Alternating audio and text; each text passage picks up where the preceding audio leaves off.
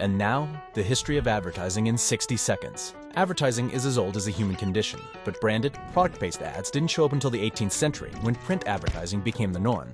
In the 1800s, we'd up first school boards and ad agencies began to set up shop. In 1891, companies like Kodak began selling their brand, not just their product. Then, in 1908, new companies like Ford staged flashy publicity events and pioneered the art of looking cool. The soap opera was born when soap companies discovered the popularity of radio dramas among women when they did their household by the makers of Lockstrike. Oliver Watches made the first television commercial. They cost $9. And when psychologists got involved in the 1960s, focus groups transformed the industry into a calculated science. The tactics got a lot less predictable, and the budgets got a lot bigger. Enter the internet. Even though it looked like this and sounded like, advertisers were eager to engage the growing network of more than 5 million users. By the year 2000, ads were appearing alongside search results, driven by consumer interests. Now, advertising is just part of the conversation. For the first time in history, consumers are able to choose the ads they see based on their own taste, and brands are working with publishers to create content. It's a whole new world.